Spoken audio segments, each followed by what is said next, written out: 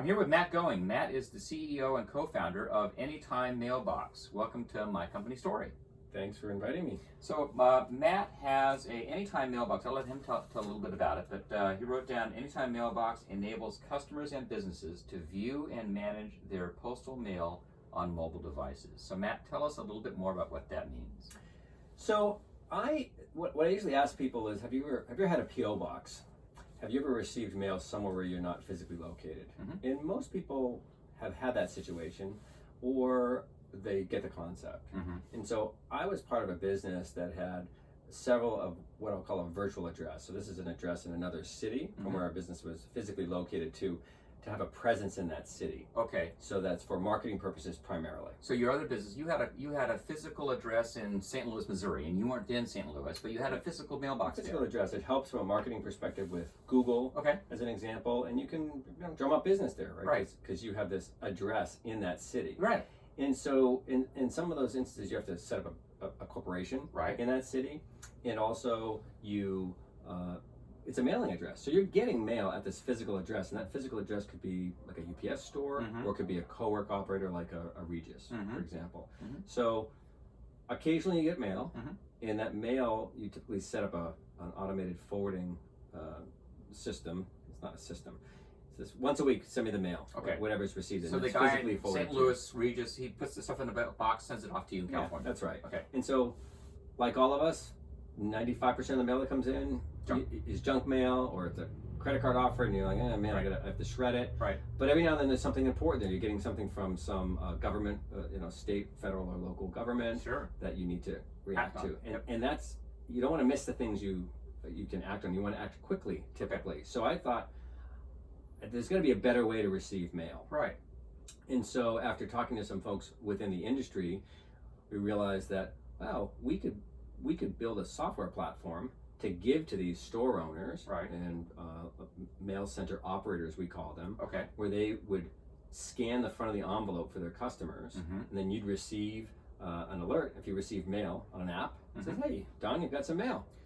So every day, whenever you get mail in St. Louis at a Regis over there, the guy over there will scan it and put it up online for you? Yeah. Okay. Yes, that's right. As an example. Okay. Right? Yes. And so yes, that's exactly right. And you get an alert and says, oh, you've got some mail, and you could see, oh, it's a letter from the IRS or a letter from Blue Cross Blue Shield. And you're like, okay, I want to know what that is. Yeah. And you can push a button and say, open and scan the contents for that for me. Oh. And then you receive a PDF with that documentation. Great. Or it's another credit card offer from Capital One or Amex, and you're like, shred it. Yeah, shred it. Shred it. So it's a way for you to view and manage your postal mail on your phone. Fantastic. Yeah, that's great. That's a great idea. How long ago did you start this company? Started it 6 years ago. 6 years ago. And tell me about the growth of the company. How has that gone the last 6 years?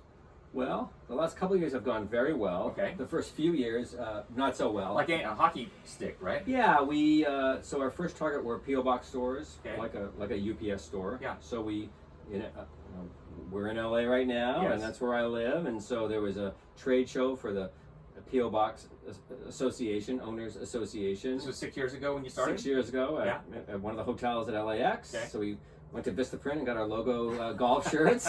Good. And got a booth and just showed up there and put some brochures together. And I would say the first, out of the 100 or so stores that were there, 90% of them said, this is a terrible idea. Oh, really? This isn't going to work. 90%? Yeah, it's going to be too much work for us. I mean, it was discouraging. Sure. But there were, 10 stores that said, yeah, we're kind of bleeding edge, willing to take risks on new revenue streams. We'll give it a try. Good. And so that was enough for us to put the software out there to the store owners and have them. The original model was, they have on average 200 P.O. box renters there. 10% of them must travel a lot and want to know what's in their mail. Right. And so, if we get 10% penetration for 6,000 P.O. box store owners, we'll be rich. Right? And the P.O. box owner, I imagine, can charge his customer a little more for this service? Yeah, that's right.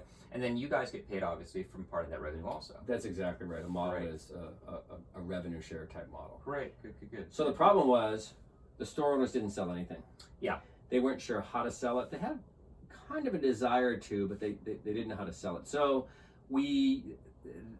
that became an issue. We got up to about 35 stores using the platform. We just didn't have much revenue coming in, and so we were concerned about the business, and we contemplated. I mean, we've been at it for, at that point, over a year. Oh boy! And your savings starts to dwindle. You start to get a little nervous. I even got a side gig. Yeah. To start to make some money. I'm like, I don't know about this, but what we realized was, well, what if we generate customers on our own? Because we have instead of relying on that postal stores, office, yep. what if you do it? Okay, so that was a big shift, wasn't it? Major pivot for us, to use an overused term. Yeah. But it was a big pivot for us. We had a background in online marketing, okay, enough that we weren't intimidated by it. So we said, yeah, let's build a website, put these 35 locations on our website, and let's spend $500 as a budget on Google AdWords, yep, okay, to test if we can start generating customers. Okay. And at what cost. And what happened? We're like, wow, okay, this is working. So let's spend $1,000 over the next 2 weeks. And that backed out. Let's spend $5,000. Yeah. And then all of a sudden the word starts getting out to the store owners, hey, these guys are generating revenue, so we get up to 100 locations on our website. Oh. So, fast forward a few years, we now have 600 locations. We've got a very big spend on AdWords, and also now we're growing Facebook. Wow. And we've generated, tens of thousands of subscribers. Wow, tens of thousands in 6 years. That's remarkable. Yeah, so we had to create a market. Mm-hmm. No one knows about digital mail. Right. So we had to create a market while building and growing the company at the same time, and which is challenging. So yeah, tell us, Matt, what's been one of the biggest challenges? Has it been then just market awareness of this is a brand new service that's out here and available, and we happen to do it? Or tell us about that. What has been your challenge? So two pieces. One is getting the locations to be able to offer the service. So it's convincing a co-work operator like a Regis or WeWork, or just names that people know, right? Or a UPS-like store to say, hey, you're going to have this new operational process to generate revenue. Got it. So it's convincing them that it isn't too much work. Got it. And that was a major hurdle to get through. And they'll get paid, but they'll get revenue for that work, wouldn't they? They will, but they're making money now. Yeah. They don't know if they're doing much. They just sort the mail and put it in a right. mail slot, or just forward it once a week. And now you're not asking a big to deal. scan this stuff? Come on, I don't want to do that. That's so right. So getting over that hurdle is a big hurdle. Yeah, and we had to build out so that we asked the question, well, how many calls do you get a day to check the mail? Oh yeah, gosh, the phone's ringing off the hook. Okay, how much time does that take? Oh right, okay, I get it. So we had to overcome being able to build out a national and really a global network. So we're in 15 countries as well. Wow, great. So almost all of it's the U.S., but we're growing internationally. Fantastic. And so it's getting the operators to buy into, hey, this is a new service that can add value and generate more revenue. Yep. And then it's like, all right, okay, now we need to find the customers because no one even knows about this service. Yeah. So it's been mostly what I call bottom of funnel marketing. It's someone typing into AdWords, I need a virtual address, or I need an address in Boston and I'm not physically there, or I want a digital mailbox. Okay. And so I think we've done a good job. I know we've done a good job of capturing that market and selling to that market when someone wants to buy the service already. Okay. So now we're doing more brand awareness or top of funnel work. What does that mean? That means on Facebook, because Facebook is just easier to test. Okay. It's much easier to test and relatively inexpensive to do small tests. I'm talking a few $1,000s a month. Okay.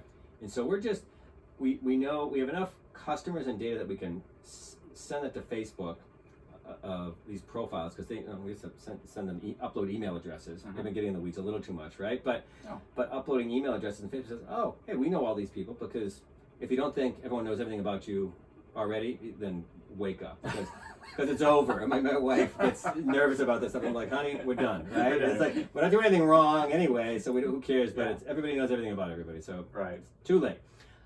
But it helps with targeting, right? So we can get the ads we want, I'd say, as at home, as an example, which I'm okay with.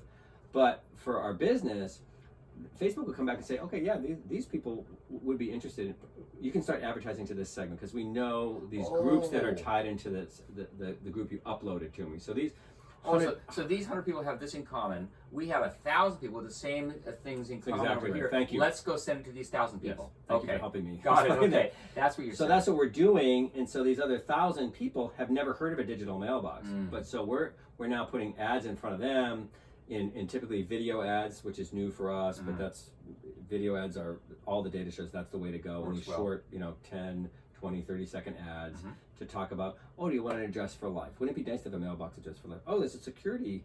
You think about how often you give out your physical address I was at the doctor's just the other day, and they said, "Okay, write your home address on there." Right. Why do they need to know my home address? And you don't know where that's going to go. I don't know where it's going to go. And you may not be there next month or next year. Yeah. Especially kids in their 20s getting out of college. I imagine that's a huge source of revenue for you guys. Well, we think it is. Okay. We're just testing it now. Oh. So none of these college grads or future college grads even know about the service. So we're starting to create awareness around this service offering, so we can really open up the market for us. If we can get this sort of consumer play, right? I think we can get a few million people on this platform. Oh yeah, because like you said, it's a mailbox for life. Like you have a email address for life. You have a physical. Just don't worry about it. You move life. around because it's a pain. Mail's a pain. Yeah. And it's one of the last things. If you're like my house, the mail piles up for 3 or 4 days on the dining room table, and then finally, all right, I'm gonna go through this and. You say, oh, I got 4 credit card offers. I have to shred that. Yeah. That's a pain. Yeah. Because I have to open it up Yep. to get it through my shredder. And then, there is something important there, either for one of my kids or, I don't know, I got a love note from the Franchise Tax Board or something, right? Yeah, whatever it is. I'm just thinking that that's like the last nail in my coffin. I was running a printing company for my whole life, making letters and envelopes, and that's the end of it right there. Where you're saying, I'm out and you're in, like pass the baton over here, Yeah, well, it's we'll see. We'll see. We have a lot of good traction. It's very exciting. We are seeing significant growth this year, and I think we're just at the beginning stages. And there's some larger players in the industry of PO boxes and co-work space that are starting to say, "Oh yeah, we've got to offer this," and yeah, it's exciting. That's exciting. That's great. Really exciting. Matt, tell us a little bit about, because I know you have your company organized very different than a traditional company. Can you tell us a little bit about how you've organized your organization? Yeah, so we're a 100% distributed business, which I just learned that was the term a few months ago. So that means we have zero. We don't have a physical office anywhere, and so we have in the U.S. we have 5 full-time staff members, and so I work above my detached garage, and then we have another staff member in the Valley in LA, and then one in Boulder, Colorado, and one in Austin, Texas. And they work out of their homes, or they'll work out of a co-work space, out of a Starbucks. The guy who runs marketing for us is doing a marathon in Hawaii, and he's got another event in a month later. He's single. And he said, I'm gonna just stay there and work there because we're completely online. We're on the Zoom platform. So I'm on video calls. We just send a quick Slack. So we really take advantage of technology. We send a quick Slack and say, hey, you want to jump on a call and talk about this issue? Yeah, sure. Okay, here's the link to the video call. And boom, we're right on there. So Matt, to some of the other business owners that might be listening to this podcast, what are the pros and cons that you found out in that kind of a work organization? Let me answer that in one sec. So the other piece is we have 30 people in Asia. Oh, okay. So all of our customer support is out of the Philippines. Okay. And we manage that directly. I put an ad 3 years ago in Craigslist Manila. Wow. Customer support. Yep. And that's how I found our first person. And now we have 30 folks. That's both customer support and software development. Oh, wow. And they are used to working U.S. hours. Yep. We're on Zoom platform. It works very well. The cost basis is extremely low. Yep. We offer a nice package for them. They're happy they get to work from their house. They no longer have 2-hour commutes to work. Wow. And yeah, it works. It's really it's really nice. Once in a while you hear a rooster in the background. And so we just say, hey, say that's your the ring on your mobile phone or something. But it's been a major home run from us for us. So I personally, I think the work from home, as what's called a digital nomad, I just don't see downside with it. I think the staff member has to be disciplined. So, but you can figure that if I don't know, they're either going to be a problem or not, whether there's an office or not. Because you can find out pretty quickly if someone's available, because we're online. We're IMing each other, we're making phone calls, or we're on a Zoom platform. So if someone's sort of disappearing, anyway. Oh, so it doesn't matter if they're in the cubicle down the hall or whether they're in the Philippines. If they're available or not available, you know it whether they're physically there or not. Yeah, that's right. And so do you miss anything from that because you've worked in offices Oh yeah, before, I spent a lot of my career. Sure, we all have, where you're down the hall, you walk in somebody, you run into them in the hallway, walking up in the car. Do you miss those kinds of things, or the trade-off just isn't enough? I don't. I mean, there's some. I'm sure there are some hallway conversations that are really productive that you just spark something. but most of those conversations are not productive. Yeah. And so I think if anything, it makes you more productive. I do, because I can shoot out if I want. I don't do it as much as I should, but I can shoot out and say, I'm going to go to the gym for an hour, yep. or run an errand, or I don't know, go down to my kids. So I try to stop every day by 5, mm-hmm. and I go down, and I've got 3 young children, mm-hmm. and I spend time with them, and then I can just go back up, to my office afterwards and do some work. So let's talk about that a little bit. Talk about how you balance your personal life to your work life, especially working at home where there isn't a defined commute to say, all right, now I'm at work and now I'm at home. How do you balance that? So my current schedule is I get up every day. My alarm goes off at 4:20. Okay. I get up out of bed.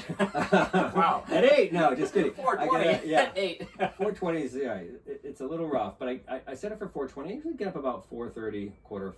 Wow. And then I try to work out. Mm-hmm. So my routine is I go downstairs, I make a cup of coffee, there's some stuff I do around some reading, mm-hmm. Motivational, spiritual stuff. Good. Maybe read that for 5 or 10 minutes, as opposed to like social media. Right. Although sometimes I can get wrapped up in that. But I try to do that, just something brief, 5 or 10 minutes. ROI is enormous for me. Good. And then go work out. And either I swim, or, I'm a middle-aged guy, so it's just about keeping my joints from breaking down for the most part. Yeah. I say the new personal trainer is a physical therapist. Good point. Yeah, actually, I highly recommend that. And then, and so I'm back to the house by 7. So I go somewhere to work out, get back to the house by 7, breakfast with the kids, drive kids to school, do those types of things, and try to start, in my office by 8:30 or 9. And you have young kids at home. I do. And you and your wife are sharing those responsibilities of taking care of school and breakfast. Yeah, I mean it's a lot her, but I wanna, I grew up with my dad just working all the time, and that's sort of like, leave early and come back late, and so I'm very conscious about wanting to be around my kids and spending time with them. So Good. So yeah, so you breakfast and dinner. Yeah, and I end at 5, and we try to have dinner together at 5 every night. So you're at home then working away. Now, does your wife work? Or she doesn't. No, she stay at home. So is that a good thing or a bad thing that you're both at home then all day long? It's good. I mean, once in a while. I'm trying to think of the last time she barged into my office. It's been months. She gets it. She's, I just said, just send me a text. Yep. Hey, Yep. Can you talk? And I say, is it urgent? Yep. And I'm happy to talk with her if I'm not on a call or right in the middle of something. So, no, I find it's just some discipline. It works out just fine. I do miss a short commute, because I don't have any transition time. Mm-hmm. And so, having a 15-minute or even a 30-minute commute, it'd be like heaven, right? Because no one can bug me. I can listen to whatever I want. Yep. I can call whomever I want. So I do miss that part, but the benefits far outweigh the costs of the hard costs and soft costs of not having an office. And it's been great. And as now we're making money and growing, I don't know if we'll have an office. Yeah. I just don't. It's interesting. I found the same thing because, as you know, I had a commute, and the commute, I almost liked the commute because I could think about work before I got there, and then I'm in work mode, and then I can unwind from work and listen to my book and be uninterrupted on the half hour, 45 minutes coming home. And now I don't have that either. And it's an adjustment. I mean, my wife likes to kid me, says, I married you for better or worse, but not for lunch. And it's like, oh, now you're here for lunch all the time. What's going on? But it's a discipline, and the pros outweigh the cons by far. Big time. And I found that going to a gym in the morning is helpful because it is. Years ago, I worked from home. The first time I did, and I often found myself like 11, in my PJs. Right. And you just kind of, something about that energy it doesn't feel good. You get up, it's like, what's happened to me? Yeah. So I learned, get out of the house, get some exercise in, and shower there. Put on a nicer shirt. Yeah, something. Get out. Get out of your slippers. Excellent. And then and go work. And that's great. Yeah, highly recommend it. Good advice. Matt, what are some other, you've got great advice as far as a virtual office goes, great advice about discipline and balancing family life. Is there any other advice that you might give business owners, and especially you and I were talking about starting a company in middle age, or you're not that old obviously, but I mean, as opposed to these kids starting these startups, and you're in a very high-tech industry, can you talk a little bit about what that experience has been like? Yeah, it's so scary, a little scary about, am I going to be able to make enough money to support my family and cover retirement and all those things. It ties into another thing that I think I see with small business owners that are doing effectively is advertising, testing online, digital advertising, digital marketing. Right. So we came up with this concept. I do have a business partner, I should mention that, who's a software guy. Mm-hmm. So that helps, right? You have to give up half the company. Right. I've known him for a long time, but he knows that end of the game. He knows that in the game. He can write code, Mm-hmm. so you don't have this huge expense. Mm-hmm. So partnering up with someone who sort of will buy into your idea that can help you build a product or just test a product. Mm-hmm. That's what we wanted to do. We said, let's just test this. I mean, for very short money, I think we launched the business, I don't know, sub $20,000. Mm-hmm. You know, really less than that. I mean, in the first 2 years, we probably put in about 30 grand. So not a huge capital expense. Not at all. Mm-hmm. Not at all. And then testing the advertising. You can go far.